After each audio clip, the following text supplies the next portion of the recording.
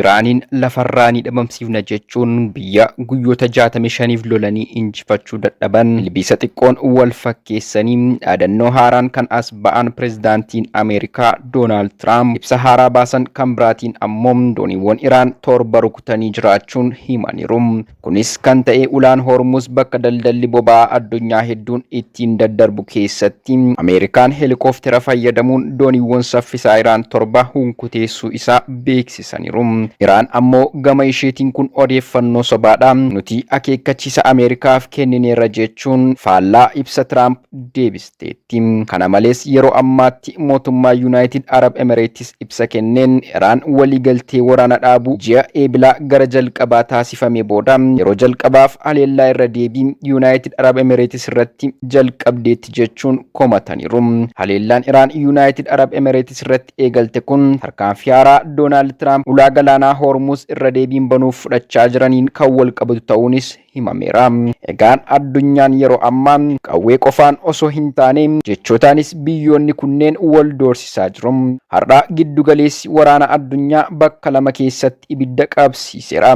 Bakki tokko biyyoota bahaa giddugaleessaa yoo ta'u, kan biraan ammoo Awurooppaa keessatti sochii waraanaa itti fufeera. Gaaffii guddaan waraanni addunyaa sadaffaan dhufaa jira moo yookaan kun tapha humnaaf sodaachisoo qofa ta'ee hafa laata? Har'a oduun guddaa miidiyaalee addunyaa irratti ol ba'ee mul'achaa jiru walitti bu'iinsa Yuunaayitid Isteetiif Iraan haleellaa Yuunaayitid Arab Emirates irratti Iraan geggeessite akkasumas dhiibbaan waraana Yukireeniif Raashiyaa gidduutti adeemsifamaa jiru addunyaa keenya irratti qabu bal'inaan xiinxallaa nu waliin tura. Kun miidiyaa Abdii Sabaati.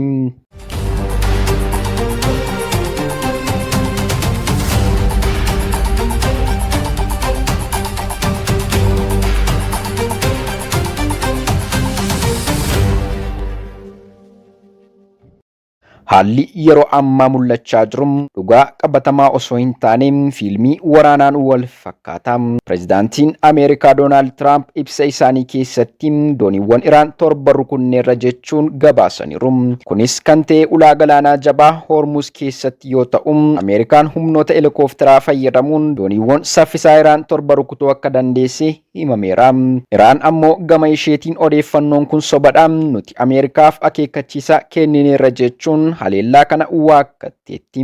Kun akka namoonni lama walitti mufatanii inni tokko si rukuteera yeroo jedhu kan biraan ammoo nan rukunnee anatu si sodaachise kan jedhuun wal fakkaata.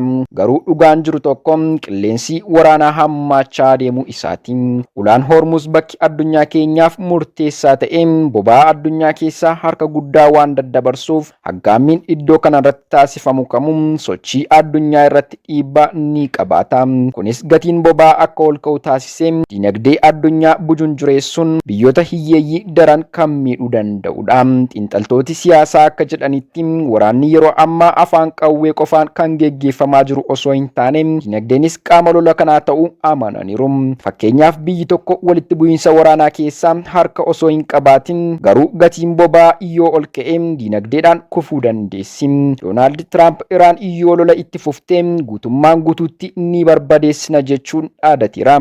Kun ammoo jecha cimaa ta'us seenaa darbeerraa waan tokko ilaaluu dandeenya. Innis bara Cold War keessatti Ameerikaaf Sooviyetiin walii isaanii akkasuma sodaachisaa turan garuu walin rukunne. Kanaaf jechoonni yeroo baay'ee waraana caalaa sodaa xiinsammuu uumuudhaaf tajaajila. Gama biraatiin ammoo yeroo wal fakkaatu kana keessatti waraanni Yukireeniif Raashiyaa gidduu jiru itti fufeera. Pirezidaantiin Yukireen Volodymyr Zelensky Raashiyaan filannoo qabdi waraana bal'isuu yookiin dippiloomaasii filachuu ni dandeessi jedhaniiru. Pirezidaantiin Raashiyaa Vladimir Putin ammoo gama isaaniitiin yeroo muraasaaf waraana dhaabuuf labsaniiru. Garuu kun nagaa waaraa buusuuf osoo hin taane tarsiimoo yeroo fudhachuuf ta'uu dubbatameera. Wanti hubatamuu qabu waraanni yeroo ammaa afaan qawwee qofaan geggeeffamaa kan jiru miti. Inni waraana diinagdee dabalatee odeeffannoof tarsiimoon siyaasaas qaama waraana kanaa ta'uun tajaajilaa jira. Kanaaf addunyaan bakka murteessaa irra dhaabbattee irratti argamti jechuun ragaadhaani. Kana malees pireezidaantiin Ameerikaa Doonaald Tiraamp Fox News waliin af-gaaffii taasisaniin yeroo kana Ameerikaan adeemsa bilisummaa piroojeektii yookaan Project Freedom kan jedhamu jalatti dooniiwwan daldala ulaa galaanaa Hormuz keessa darbu eegsisuu irratti tarkaanfii fudhachaa jiraachuu ibsaniiru. Yoo dooniiwwan isaanii irratti haleellaan raawwatame Iraaniin lafarraa dhabamsiifna jechuun akeekkachiisa jabaa Iraanitti kennanii jiru. Egaan ibsi kun erga humnoonni qilleensa Ameerikaa dooniiwwan xixiqqoo Iraan torba rukutuu isaanii miidiyaa hawaasaa irratti ibsanii booda kan kenname ta'uunis beekameera.